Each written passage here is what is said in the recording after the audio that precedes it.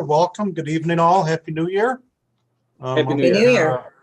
I will be your pilot for this evening's flight through city commission stuff. So anyway, what we're going to do is we'll just start with, because I see her on here and Scott as well, just in case, as a community development block grant, our cooperative agreement that gets renewed with Kent County. That is obviously been a source of success for us within our community and being able to make connections with sidewalks, help with some ADA access areas in different parts of the city over time. So Rachel, if it's all right, I'm going to turn it over to you. I'll let you give us the overview of what we're asking to approve at the 7 o'clock meeting, and then we'll open it up to the commissioners for any questions at that point. All right, thank you, Gary. Can everybody hear me okay? Sure can. Yep. Right. So this agreement was first signed in 1993, and it's basically the agreement between Walker and Kent County for them to manage our CDBG funds. And I think it's been very successful, like Gary said in the past. The reason it's up for renewal is they had to add some federally required language through Housing and Urban Development, HUD. And it's pretty straightforward. It's just saying we can't take our CDBG grant funds and share them with a community that's outside of the Kent County managed communities. So it's very straightforward. I went ahead and reviewed the entire agreement with Jeff Sluggett just because it's in front of us again, and it's been a while since 1993, and we're comfortable with the language. There's really no surprises. So yeah, I'm happy to answer any additional questions about this. Commissioners, open up for any questions on how, where, and why the funds might be used on behalf. The county again administers them, and the city makes sure that we execute on them. So open that up. Any commissioner questions? I don't think none for me. Quiet crowd tonight.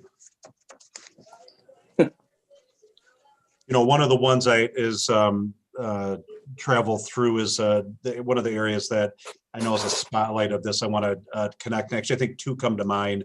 The one that I drive through the most, obviously living in the central part of the city, is the Wilson connection, just south of Leonard Street going towards Lake Michigan Drive, and the sidewalk connections that were made a couple of years back, and seeing people being able to walk on that, where we have a lot of the residents and populations there on the west side of the road there, and not have to be in the road or walk through any of the kind of the beaten down grassy goat path areas that used to be there. So I just it's a huge safety factor. It's really a source of pride in seeing families being able to traverse in and out of there, getting in and out of Standell, and definitely getting used. So second one that comes to mind was years ago was using it up on the Alpine I-96 area and making some sidewalk connections in the overpass up there. Again, similar situation where we would have people walking out into a beaten down dirt path on the side of Alpine Avenue, trying to cross over parts of that bridge, and just obviously a huge safety factor. So the money has definitely been put to good use over time, and I just want to commend staff for coming up with very creative, but I believe very balanced projects throughout the city. We obviously have 3 wards, and everybody wants to make sure that their ward is well taken care of. And I just, again, staff has done a great job of balancing that out over the years. So I'll open it up one more time. Any further discussion, any questions about this? Going once, going twice.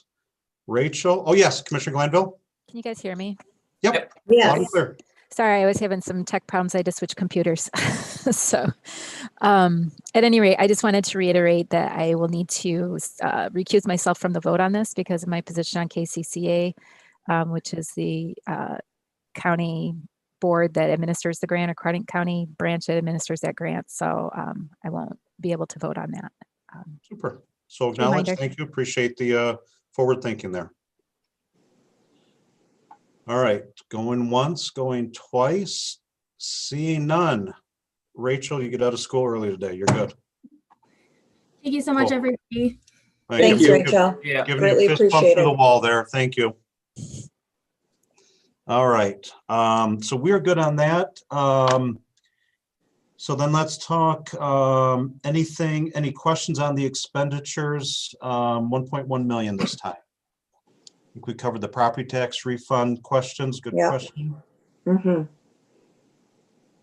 Okay, seeing none. CBG. ITP board is the semi-annual reappointment, just of the mayor, in this case to the ITP board, so that'll be that. And then I think all we have there is, outside of that, is board and committee appointments. Since I'll open it up at 6:37, we've got time to discuss. Any questions, comments around those? Open floor, please just jump in when ready.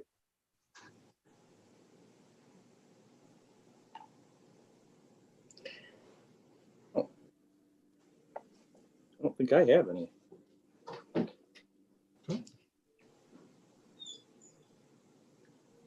All right, then. Well, Gary, hold on a second. So, I had a conversation with Commissioner Glanville yesterday, and we were talking about different appointments for outside residents when they want to be on a committee. And I know she had mentioned that there were some people that she had spoken to, and I'll let her talk on her behalf, that were interested in being on committees. And I know we've talked about this in prior meetings, but one thing I think that might be helpful for just transparency reasons is if there is anybody that fills out an application to be on, has any interest in being on any kind of a committee, that maybe in the work sessions or when the departments do their monthly updates, that maybe Sarah as clerk just shows that there was that resident so-and-so showed interest in being on X amount of committee, just so we know if there is, and we can kind of keep a touch point on if there is, if there are people who are interested in being on any kind of a committee or show interest. And then in that way, then we have full transparency that there are people that are actually very interested in being part, and we can entertain that or see if there's somewhere that they could fit appropriately if an opening comes up. Do we have any applicants, Sarah, right now? I know the last time we talked about this, there weren't any applicants. Are there applicants currently? They come in far and few in between. Now that I'm sitting at my computer, I can go to my folder that I keep them in. So that's No, I don't think that's a huge deal. Just like there's not like an overabundance of them or anything, or okay. Nope. The only one I really have that, hasn't even been, like, we have some that have been spoken with, and they, I wouldn't call them applicants anymore because we didn't choose them. So that's the thing. We don't, the past forever history with the city is after a year expires, they're basically non-valid. So that said, we have 0. If you want to go back to somebody that applied after the boards and committees were assigned last January, we might have 1. But once they were assigned, we didn't have any open seats. So then that just basically sits there in case somebody, there's an open seat. And then after a year passes, that basically becomes 0. So with that said, do you foresee a problem, or are you all right with if anyone does drop off an application? They have to fill out the appropriate paperwork and submit it to the clerk's office, but you don't have a problem just saying so-and-so is, like maybe put in a paragraph in your monthly update, just saying. In the past, I was emailing the mayor, but again, if there wasn't an opening, there wasn't an opening. So nothing, then just. Well, regardless if there's an opening or not, I think it would be nice for us to have a touch point to know that there is some interest from outside residents if they want to, just so we can, make sure that everybody is aware if there's any question about why did so-and-so get chosen for this when so-and-so had an applicant in, and it keeps it more transparent, it just keeps us kind of have like log of interest. Doesn't mean that anything's Yeah, gonna if come nothing- up. If nothing else, it would give us an opportunity to call the person up and say, thanks for your interest, and really appreciate the fact that you put your name forth, and just to meet or engage the person a little bit more. Yeah, I think that's a great idea. I'm glad that you brought that up, Roxanne, in our conversation. Just that, I know as you mentioned, we've talked about this in meetings for the last couple of years. Doesn't seem like we've really made any meaningful change or headway on how we can better communicate these things, either announcing to the public or announcing to us. And so just looking for ways that we can bridge those gaps a little bit better. And I think the idea of having Sarah report to us when there's an applicant is fantastic. And likewise, if somebody steps off a committee, that's usually posted, but just making sure we get that information in a timely fashion as well, maybe in the same report, like there's an opening in this committee. And that way we can, contact them, people that we might know who are interested in being engaged in some way. I think, like you said, Melanie, it's a good way for us to stay connected to the community and keeping people interested in being a part, even if there's not maybe a seat available at the time. Well, not only that, I think that way then if someone says to one of us or to Gary or to Sarah, hey, I had an application on file, and we could say, well, no, you didn't. I mean, there's not anything that puts anybody in an awkward position, Right. There's just. Yeah. Yeah, and I have not had anybody approach me about a committee spot.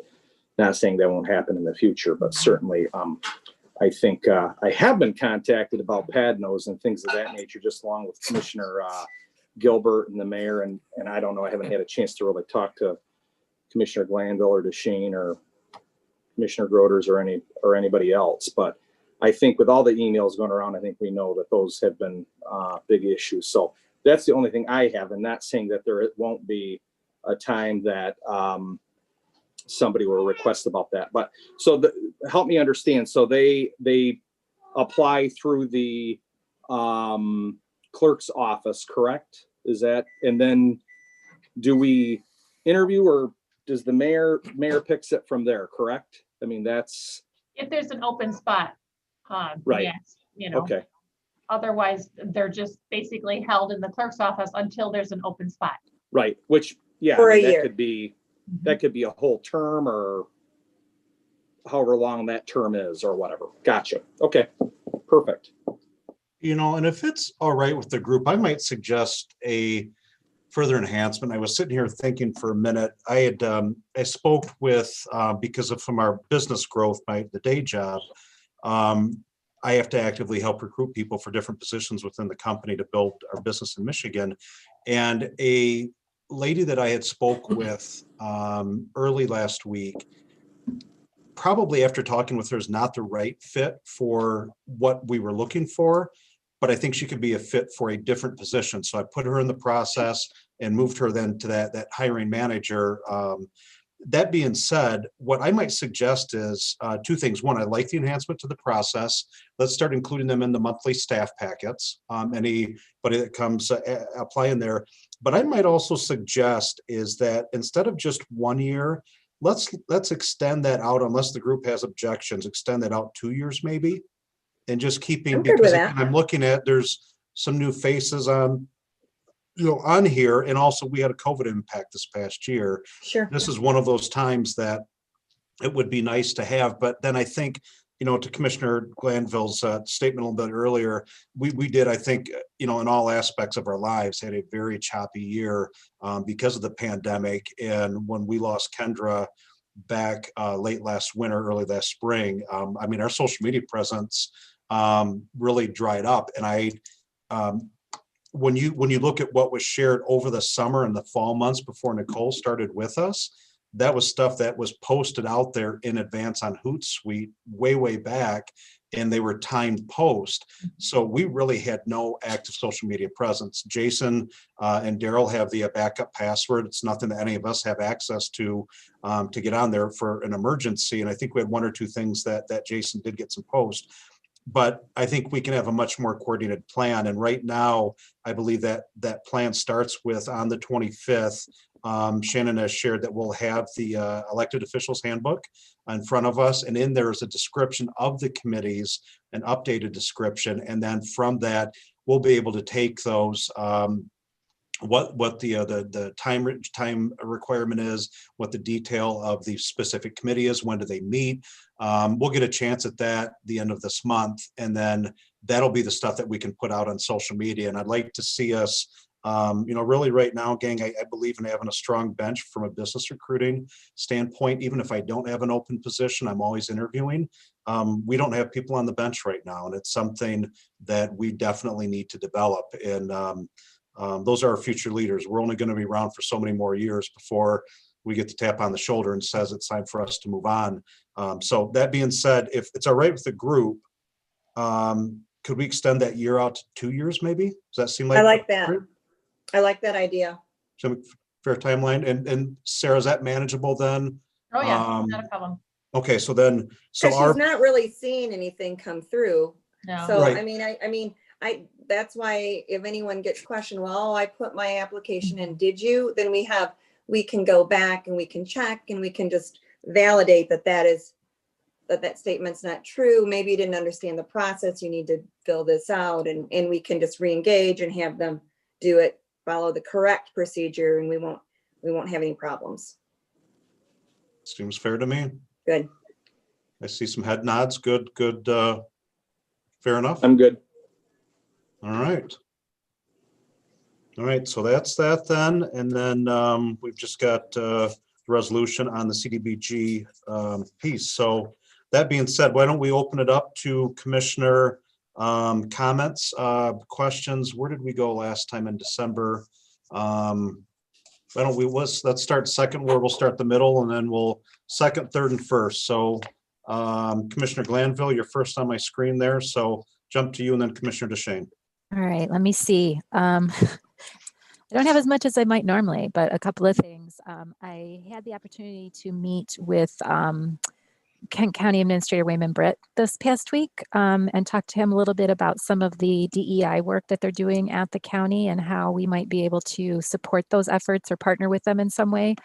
It was a really good conversation. I'm looking forward to following up with him and with the deputy administrator also, Jenny James. So working forward with that. I was on the MML call this morning and just getting some updates on, legislative pieces. The gravel mining piece that we had discussed a little bit at the end of the year did not make it through lame duck, and apparently it is ready to go for opening of the year. Steve, you might know a little bit more about that. I don't know. We don't really need to get into a discussion about it. I think just know that it's still out there and something that we want to maybe be watching and potentially be a part of.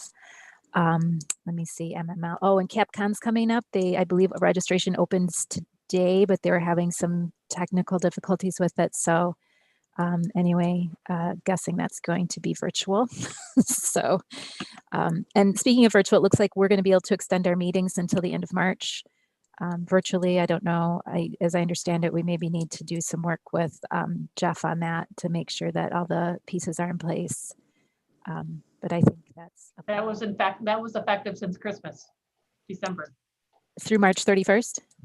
Yep. Oh, okay. Because something got renewed or extended, or something came through just recently on that. So, not in the clerk world. They said March 31st. All right. Thanks.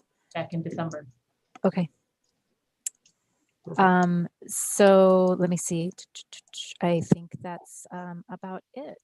So.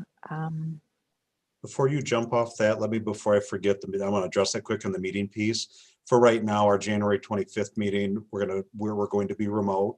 And then I think in February right now, until we hear differently, let's plan on this cadence of being on the remote piece. But what I will do is take a straw poll with the group via email and ask, and that'll be one of those times where we're not debating or discussing a topic, so there's no OMA violation, but it'd be basically just asking the group of, should we stay virtual or not? So we'll ask for input from the commissioners, clerk and managers of what we think is the right thing to do, but we're on a good rhythm right now, and as long as Jason's on here and within arm's reach of any Zoom bombers who seem to be dwindling, but I just like being safe on that end of it. So, so good point. Yep. All right. And like I said, I believe that's about all I have. Thanks. Great. Thank you. Commissioner DeShane?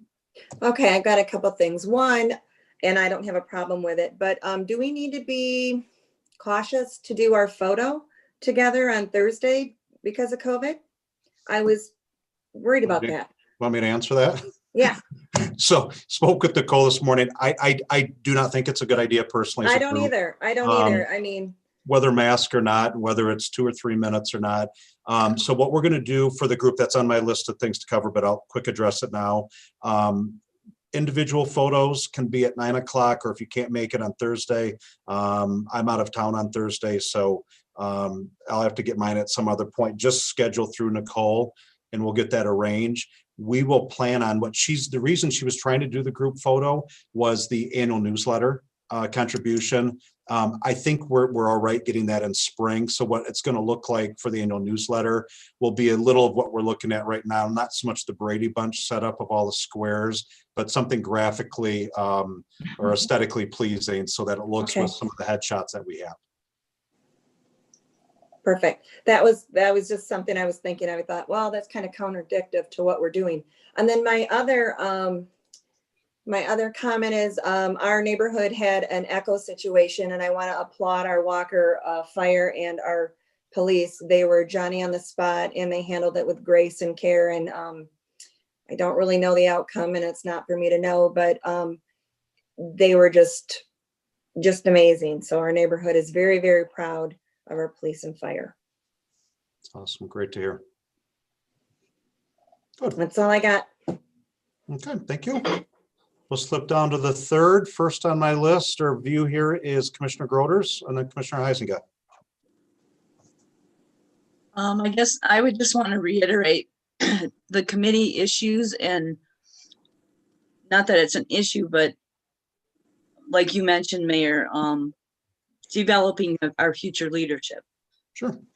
I just think that's really critical. I don't know how you do it, but I think succession planning is just super important. Given that I'm probably the oldest one on this group, so I'm more aware of it. But anyways, that is all. Great, thank you. Commissioner Chase. We had a community engagement meeting last Monday and have some exciting things coming up for this upcoming year. We'll be doing a stuff that we're thankful for and a happiness kind of thing for Valentine's Day. So that's Oh, something I like that. that we'll be coming out with. And then looking forward towards the future right now for what we can do this summer, working on it too. Awesome. Outstanding work with that group. Heard a couple details this morning. Excited about everything that you all are working on. So awesome job. And congratulations again on your brother entering the Marine Corps. Very, very proud sister Very moment, cool. correct? Yep, for sure. That's awesome. Yeah, tell him thank you for his service. Absolutely. Except he can't talk to you for a few weeks now. Yeah. I think until May, because he has Yeah. to quarantine. Long time. Yeah, that's awesome. All right, thank you. Commissioner Rapp, you're first, and then Commissioner Gilbert, and then I'll jump to the clerk from there, I think. Just, I don't know, really a few things. We met, I don't even remember what the date was, back in December. The mayor and I and the personnel committee got a lot of that stuff squared away, and I think firmed up, and I think that's coming out with the elected officials handbook and other issues there. I do think we're doing a good job with our committee appointments, and I think we're transparent with that and chosen appropriately and whatnot, even though maybe we don't all get what we want, maybe even including myself. But I do think that's well. Also, as all of us know, is the Padnos issue, and I'm not going to really go into great detail because the mayor and myself and Commissioner Gilbert, and I don't even want to leave anybody out, from the police department to the fire department to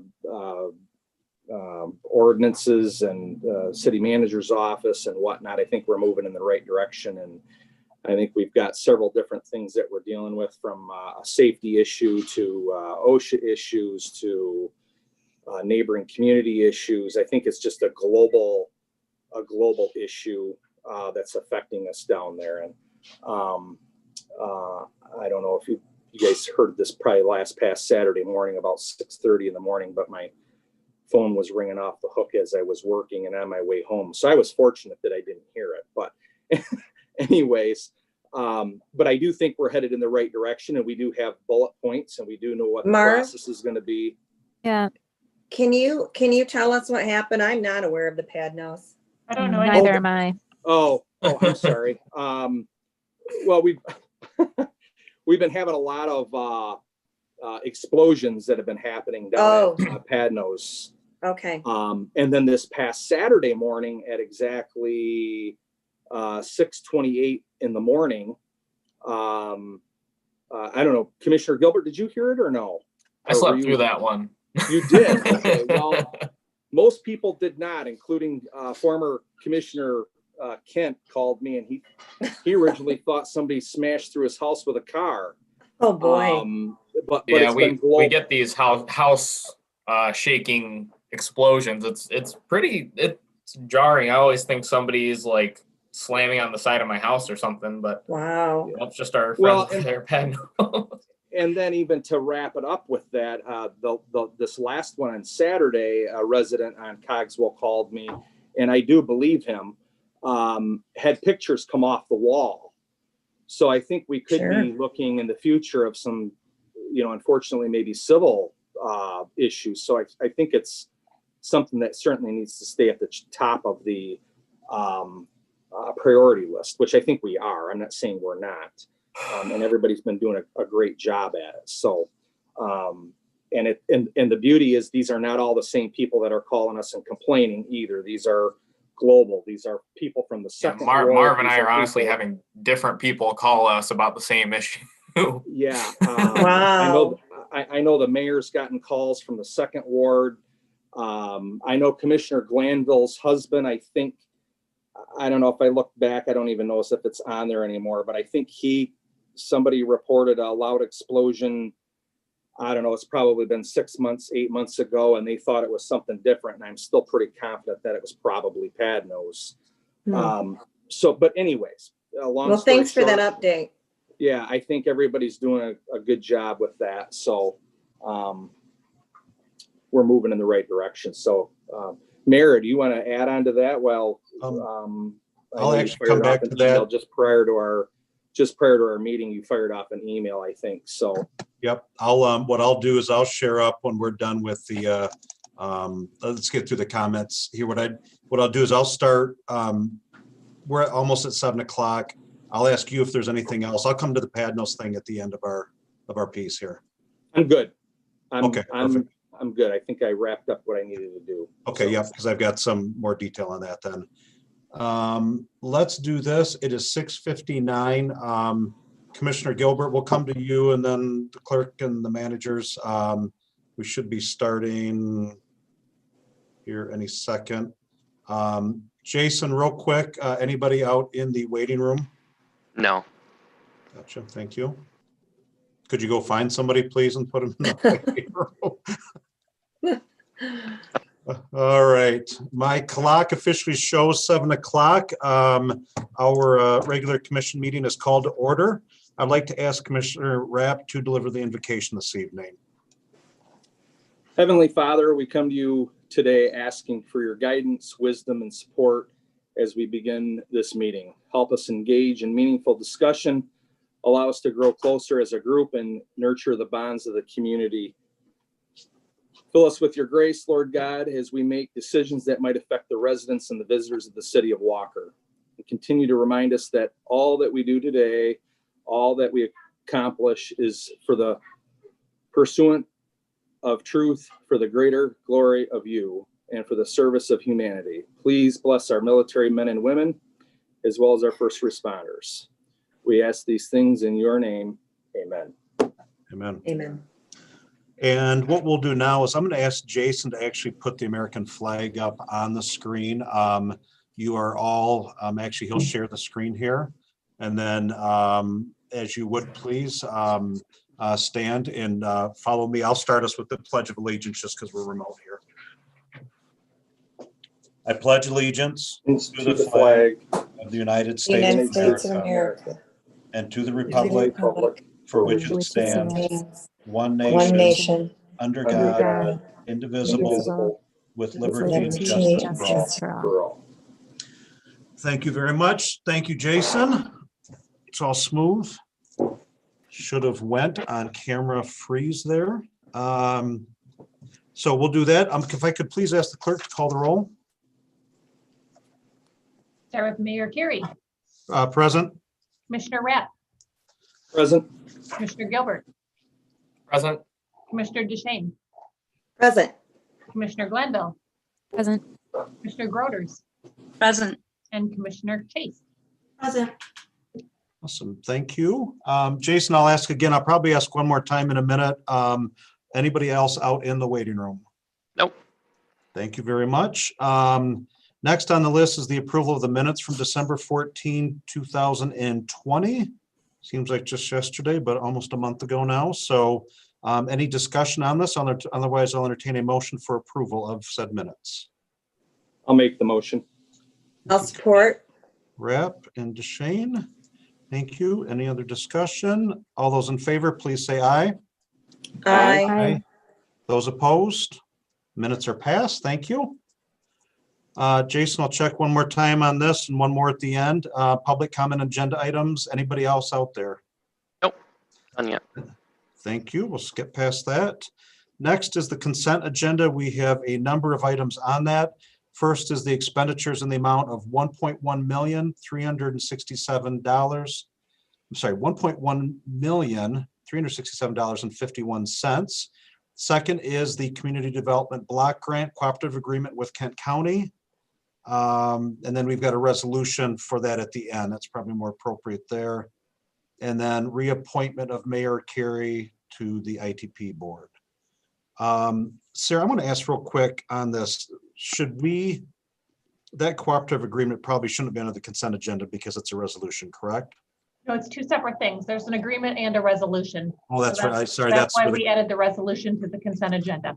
that's where the county's got to sign. Thank you for the clarification. Good to go. So any questions on the three items outside of mine? All right, I'll entertain a motion for approval of the three consent agenda items. Make the motion. Motion- Support. I'll second it. Groders for a second. Who did I hear? Groders, I think. Thank you. Thank you. So motion by Commissioner Gilbert, support from Commissioner Groders. All those, any discussion on the items? All those in favor, please say aye. Aye. Aye. Those opposed? All right, consent agenda is passed. Thank you. Next on the list is Resolution 21-583 for board and committee appointments. Any other discussion on this item?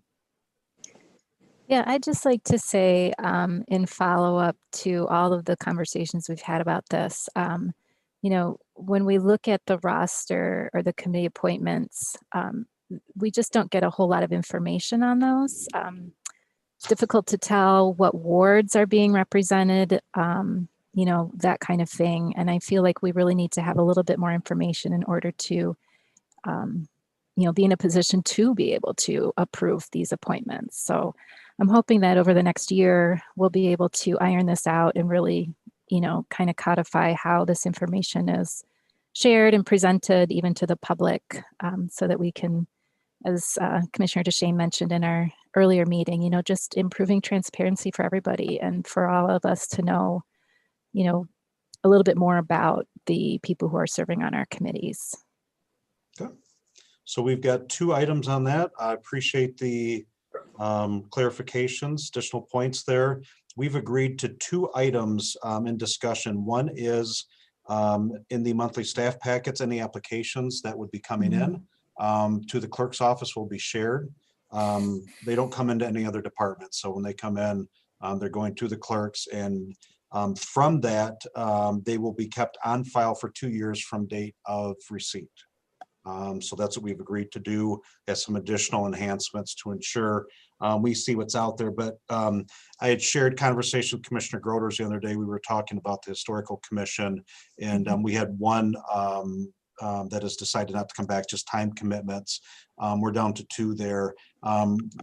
We have an obligation to make sure we're helping, develop that next generation in conjunction with the social media presence and so forth. So let's start to build that bench, folks. It is a great best practice, in one definitely with the pandemic and stuff settling down here, that I'm optimistic we'll have some good names for committee appointments for next year. So any other discussion on this then?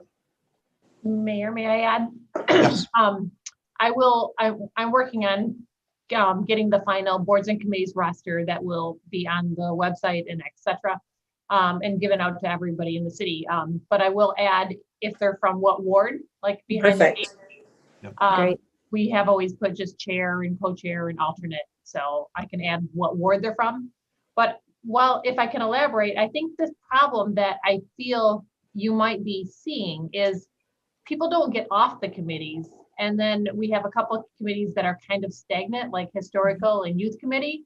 So with that happening, there's not a lot of transition.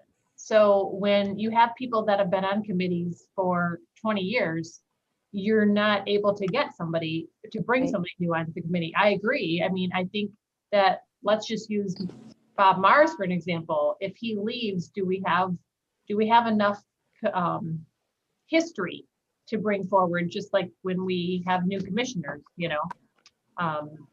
but that's how it's been done in the city.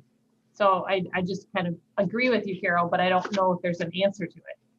Yeah, and it's not like we've got a ton of applicants either. So I mean, even if you get 3 applicants from Ward 2 and none from Ward 1 or 3, what are you going to do? Right. I mean, And there's not openings. I feel like, though, I mean, Right. it's not the point of how many we have. It's the point that we should be actively engaging with the community enough that they are aware of what our committees do. And they are, I mean, if there's an opening, or if they're even interested and there's not an opening. I mean, why do we have the same people on commissions for 20 years? I mean, I appreciate their knowledge and everything else, but to the mayor's point, we're not building much of a bench if we have the same people in the same places year after year after year. And like I said, I appreciate their knowledge and their dedication to the city, and I'm not suggesting they shouldn't be there. I'm just saying, I feel like we're kind of discussing, I mean, we've talked about it, and we've come to some great agreements here tonight. So let's just continue to work forward with making the process more transparent, more available, and more full of information. I mean, speaking of transparency, I'm not sure if I'm clicking on the wrong thing, and Sarah, I meant to contact you on this. But when you go on to the website and you click on the spot that says committee rosters, it takes you to an iCompass login. So residents can't even see who are on the committees unless they click into a specific committee. But if they just click the one that says committee rosters, it's an iCompass login. So, I can see that could be a revised broken link. We've had a lot of those, so let me check on that. So, I mean, there Perfect. just needs, I feel like this is a place where we can, I think of it as low-hanging fruit, right? We can easily tweak a couple of things to just bring this process a little bit tighter and make better connections with the community. Well, and I don't know if this is the time to speak, Mayor, but with what Carol said, is it something that we can change or add into the handbook before we, make it official? Like, is there something that can say that, I'm going to use for this example, LOCC. We've got a chair that's been on there 25 years, and I'm sorry, but there's a lot of older age on that committee that it would be nice if we had some young attorneys or younger generation on that committee.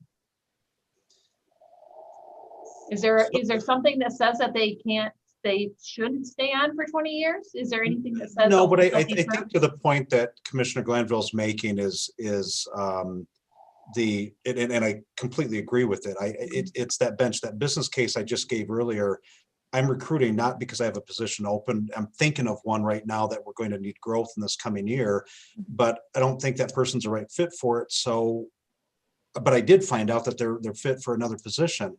If they apply and we see, and what I think is going to alleviate this, gang, is when we see those applications come in, we're able to, they might be not the right fit for the first one they're applying for, maybe planning. If they have absolutely no background in architecture, real estate, some of the things that would be transferable skills, it's probably not the right fit for them. But is there another committee that might be a better fit and we can help them bridge that gap?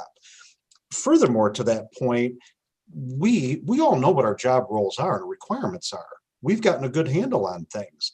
I believe that we can have, when we see, in the case of an architect, in the case of, this is one that's not on the recommendations right now, and I'm going to throw this out to the group, is the Board of Review. We have the ability to add an alternate position. We did check into with the attorney.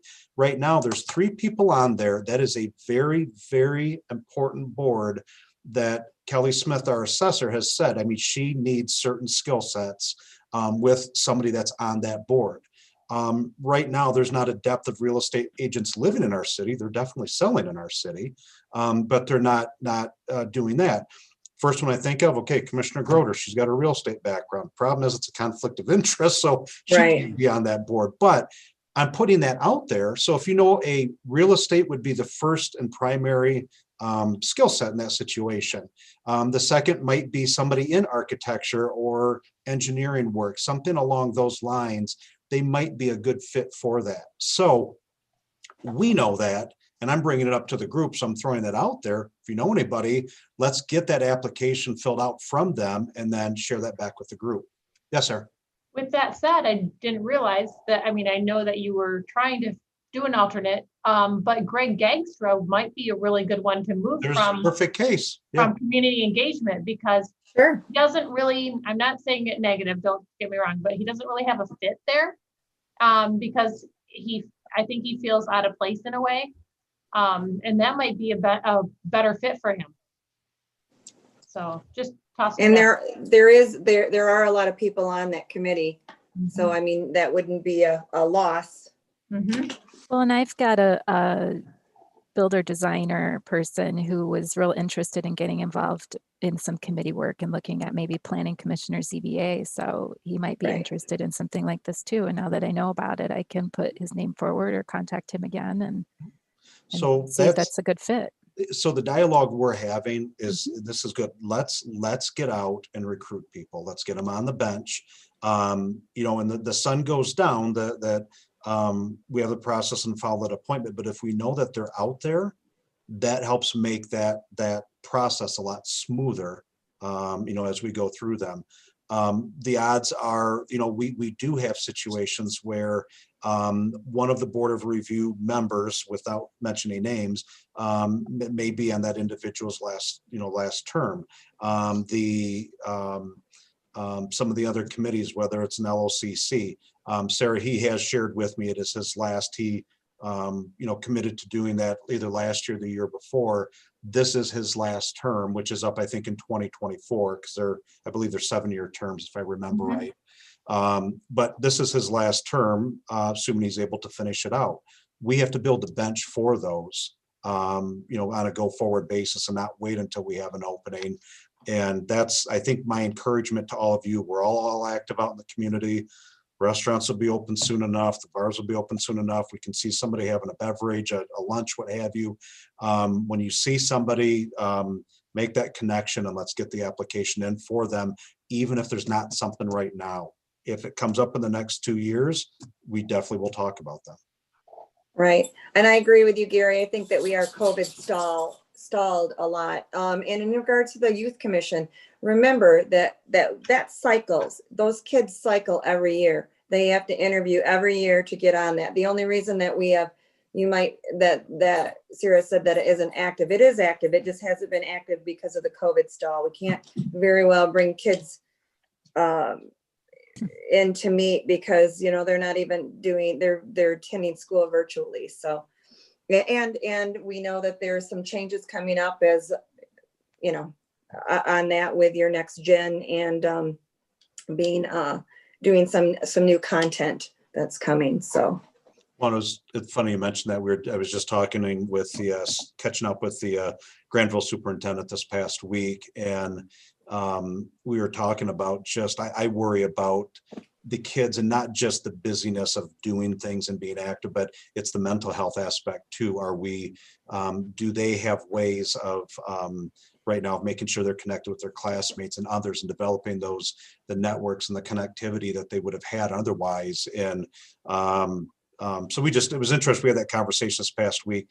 I think we're on the back end of this now. We still have some bumpiness probably to get through the next few weeks, month or so, but we will get through it. And I think we'll have some normalcy as we're ending this school year and then starting next, the same thing. But that is a perfect case. It has just been, the last 10 months have been beyond difficult, I think, for all of us, and have really brought things to a screeching halt of things that we've wanted to do. So optimistic we'll get there. But I do believe making sure that any application that comes in, first off, let's encourage and recruit. Second is those applications come in, for any of them, they're shared in the monthly staff packet through the clerk's office. And then the third is we keep them on hand for 2 years from the date of submission. That should help us out. Like that. Thank We you. can make some good Thank changes. you. And they are still, correct me if I'm wrong, they still are picked by you, Mayor, correct? Well, At the end of the the day? process, per charter is just, the recommendation obviously is coming through to the commission for the final approval. But I think sometimes, and maybe that was designed in the charter, that that person, has to do it. But I think the transparency of having them in the monthly staff packets, we all have visibility. There's the transparency there, and we all get to see them. So if we see Right. something Coming through the clerk's office, it's wonderful because then there's, more people looking at it and whatnot. Absolutely. Transparent. Yep. I Record think that's a keeping. great idea. and a fair point. Sometimes I think even internally in the business world, sometimes we don't always agree on candidates. Right. And Yep. that being said, yeah. Thank you, Sarah, for keeping that all organized and up to date. You do a great job at all that stuff. Thanks, Sarah. Good discussion. All right. Anything else on board and committee appointments? Great dialogue, group. I'll make a motion. I'll second it. All right. I see DeShane to wrap. Any other discussion before I will take all those in favor? So we have a motion from Commissioner DeShane, support from Commissioner Rapp for resolution 21-583 for the annual board and committee appointments. All those in favor, please say aye. Aye. Aye. Those opposed? Aye. Nay, I don't know. Opposed. Okay, so we have one opposed. Okay, thank you. All right, next on the list is resolution 21-584, the Community Development Block Grant Cooperative Agreement Resolution. Any other questions, dialogue? Hopefully not, because Rachel's not here. Any other discussion on this? I'll make the motion. I'll second. I heard second, Heisinger. Thank you, Chase. Awesome. Any other discussion, dialogue on this? All those in favor, please say aye. Aye. Aye. Those opposed? Okay, we are good. And Commissioner Glanville abstain. Yes. Thank you. Recuse yourself, I should say. Yeah. Awesome. Good stuff. Mr. Rotman, anything else out there? Anybody out there in the waiting room for public comment? Nope. All right, so we've covered that piece. Commissioner, City Manager comments. Commissioner Rapp, did you have anything else? I know we were right at the end of yours on the pad. No, No, not really, unless you want to, unless I think of something when you, after you get done talking, maybe I will, about your conversations with Padnos and emails and whatever. But no, I think we're headed in the right direction. I think everybody's doing what they need to do from the city staff standpoint of view. And hopefully we can get it taken care of without further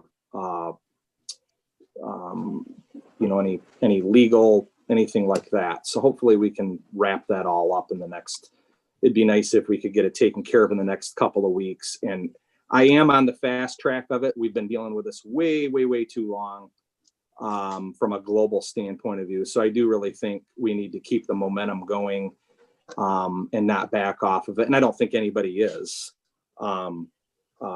So I think we're doing a good job. So with that being said, I think that's all I have for now, unless I think of something when you're done talking, Gary. All right, Commissioner Gilbert, I'll jump to you. Yeah, not too much for me.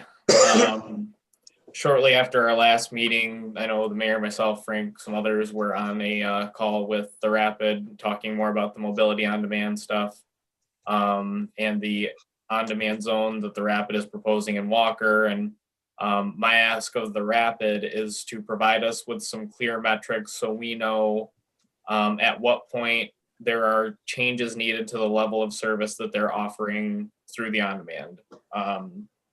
So that means if ridership hits X amount as a floor, we need to see an expansion of the size of the zone so that we're getting better ridership, better use out of that. If it hits a certain ceiling, there needs to be a point where we reignite the discussion on adding fixed route service to the corridor. Just some things like that I think will really help us be able to sell it in our community that this service is a value and it's something that is going to benefit us in the long term and have some tangible, I guess, guardrails around it.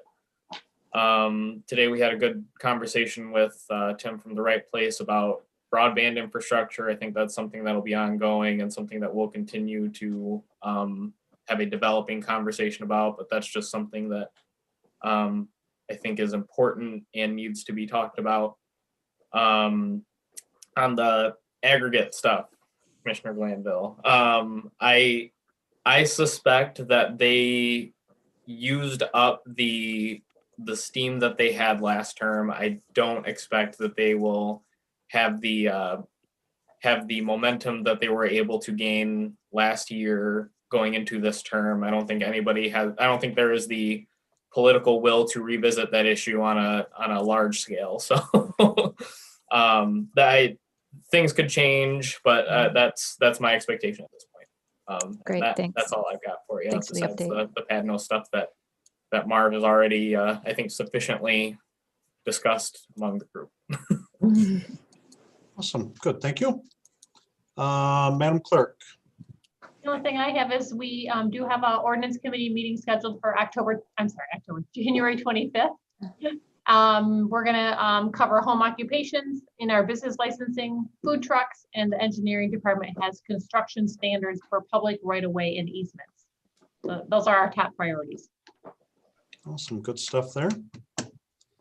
All right, we'll jump to the managers. I'll drop down. Mr. Wash, you are first on the screen. Ready? Just two quick items. An informational item, we have moved the Lincoln Lawns Stoneley Development public hearing to February 24th. We were originally targeting January 27th, but obviously that cannot happen. The mayor has already directed that this public hearing, while it can contain a Zoom component, it also has to have an in-person component. And I agree with that entirely. So at this point, we are going to target February 24th. And we've already told the applicant, if that can't happen, you're just going to have to be patient because we are under orders from Department of Health and Human Services when it comes to any kind of public gathering. The other item is we will have what we're calling an RFQ, request for qualifications, for potential street lighting improvements in Standale, ready for internal review by Wednesday. And my hope is that maybe we can get that in front of the DDA next Tuesday and see what they have to say about it. But it'll go for internal review by Wednesday, and we will distribute that once it is ready. I have a quick point, if I can jump in there. On the Lincoln Lawns project, I know we had talked about having it at the fire station out in Standale. Assuming that is still the plan, I just wanted to, I guess, bring up probably to Jason, making sure that we have the infrastructure in place to facilitate a hybrid meeting, where we will be able to have the public speak and have that captured on whatever system we're administrating it on. So just something to think about, because I know that we have things like microphones in place and podium to speak at in the commission chambers and things like that, but that might be something that I'm not sure how well prepared we are for something like that at the fire station. I would say we could get some. I got a month, so we can get some going. Yeah, but just wanted to make sure to put it out there and make sure we're thinking about. I'm glad you did this. Well, and I Thank you. think you bring up a good point. The part that I just have a pit in my stomach about is we have a large group right now, while numbers statistically have leveled off. The reality is, I mean, we still have the pandemic right in the midst of us, and we have to proceed with every precaution we possibly can. And I'm thinking of the point of somebody stepping up to a podium, to a microphone, that the person in front of them just left could be completely asymptomatic and not know that they have it. They walk away and they grab the side of the platform and didn't know, what was transferred to them. So I don't think I'd sleep well at night knowing, or even thinking that we could have a large group gather at this point. So we may be beyond February. I don't know. It just, we're following guidance from the health department, MDHHS on this and what the right thing to do is. So yeah, great point. I totally agree with what you said. Great point. All right, Mr. Walsh, anything else? No, that's it. I appreciate Steve's comment. And if it's going to be cost prohibitive or overly difficult to make sure that Fire Station 2 upstairs is doable, then we always have the option of doing it in the city commission chambers. So we'll figure it out and we'll report back. Good point. Daryl? Just a couple things. We're continuing to navigate COVID. Obviously, we still have some staff that are potentially affected by that, but the vaccines are rolling in. So some of our police and fire personnel have received their first doses of the vaccine, waiting their second doses of those that have opted to receive the vaccine. So it's highly encouraged, but we are not recommending the vaccine by advice of most everybody at this point. Eager to see what comes out on the list of us other essential workers that the MML referenced that today in their call as well. Of Health and Human Services is working on that list to see if that will include things as road clearing, DPW workers and such, water plant operators and those types of things for those communities that have those type of personnel. So eager to see who's on that list and who's next in line. Sounds like there's, it's going to be quite a wait anyways for vaccines, but at least we can hopefully get in line. But yeah, some of our, again, personnel have received their first doses and are waiting the second doses. Other than that, we are hot and heavy into budget, or we're going to be starting that anyways, reviewing the impacts of what COVID's going to be having on our income tax, and Julie Block is refining those numbers. So expect it to be a hit. We don't know how big of a hit at this point, but we're reviewing that. So that's going to be one item. We're also going to be meeting with departments towards the end of the month on their departmental budgets for next year's budget. That process is starting because by charter, we have to have a first draft to the clerk's office by February 15th. So we're kind of looking at existing numbers in the current year and then also trying to project into next year. But the message to our department heads is we're not going crazy this year, and we're going to be really tightening our belts because we feel we are going to have an impact of COVID on our income tax. So still too early to say what that impact's going to be, but we're hopeful that we'll get some assistance through the state, but we'll see how that goes. There's a group of mayors and income tax directors from the 24 income tax cities that have been meeting, trying to put some pressure on the legislature to help our communities out because we're all feeling the pinch as income tax cities. Yeah, that's about it. So we hope to have a finance committee probably in the next couple of weeks to give you an update on where we stand on current year and then as we move into next year's budget. So happy to answer any questions if you have any on that. That's all I have. Thank you. Well, and Daryl, I applaud your humility because the one thing has not been announced is the your appointment to the board of directors at the right Oh, yeah. place. So a little golf clap. That's huge. That's big. That's really big. I can't remember us having somebody on the board of directors there. So Yeah, I don't think so. They have they have two reps from communities, suburban communities and urban communities that they rotate every couple of years. So I think years ago, maybe Jim Hatch or Kathy was on it for a brief term, but yeah, so I was honored that they asked me to serve. So that starts in March. How long Well, is it the term, started now. Daryl? 2 years. 2 years? So Very it's good for our city. Really Nice good. job. Good Great work, PR. Daryl. Thanks.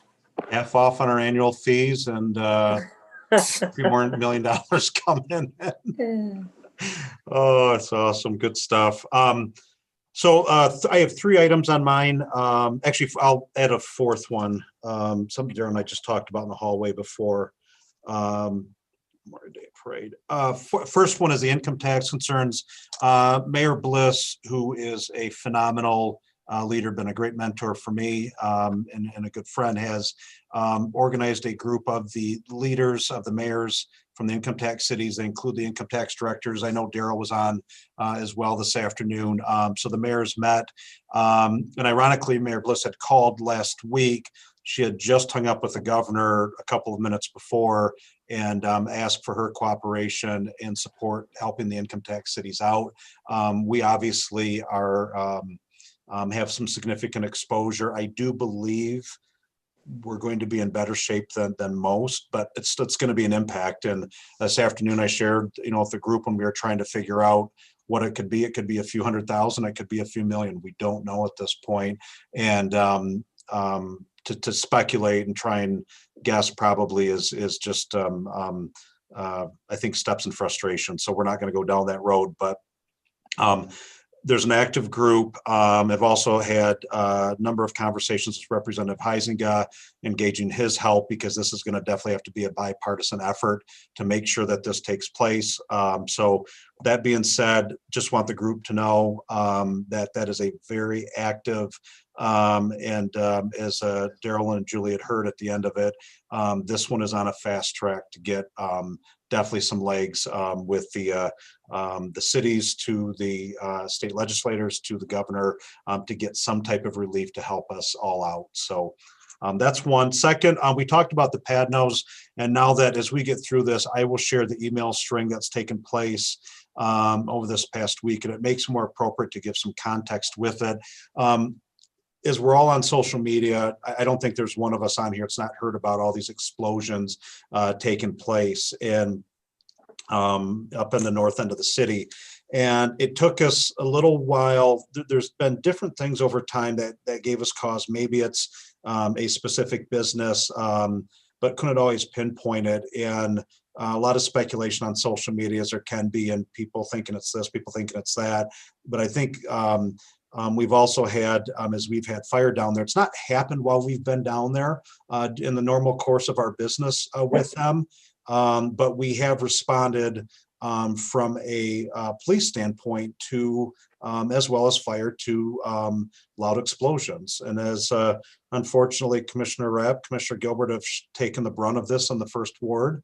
Commissioner Rapp missed his beauty sleep. I know one morning on a Sunday morning, and I was getting called before 9 in the morning. He had just went to bed. Not a fun situation. So we talked to staff. Fire was out there late last week. Chief, battalion chief, fire inspector out there, multiple visits out there, but basically going through, guys, there's this just getting to the point of not passing no return. And I happened to be as well on Saturday. I was sitting out ice fishing on the lake, and I got 2 phone calls of the explosion on Saturday afternoon, and shared that with the group this afternoon. That we all heard about it over the weekend. Just said enough's enough. So I had reached out to Jonathan Padnos, who's the CEO and president of Padnos. We had a great, productive, and I think strategic conversation this afternoon. For the group, I would like to share, they plan on Wednesday about 9 o'clock in the morning. They're actually going to shut down the Turner location for the day, and they are going to go into detail with staff. They're going to do basically troubleshooting, find some really cause what's driving this. It seems to be around propane tanks and gas tanks that are being purposely and deviously left in with people to help weigh stuff down so they can get more money, because those are obviously things that should not be going through that big crusher. And what's happening, even if that gas tank's being drained, that pressure in that tank, there's still fumes in there, that's causing that explosion. And that's assuming there's no drops of gas in that tank, which is probably not the case. So a lot of moving parts there. So I've gone right to the family that owns it, talked to the head leader. They've been, I had a great conversation with Jonathan. He has been at City Hall a number of years ago with his family. The artwork that you see out front was from the Padnos family, was designed, sculptured, and provided to the city as a show of good faith, as a great business partner. Fantastic family, from Shelley to Jonathan to Jason. There's a whole number of members of the family in there. So I am very optimistic, confidently optimistic. We're going to have some remedies to the situations we're facing down there.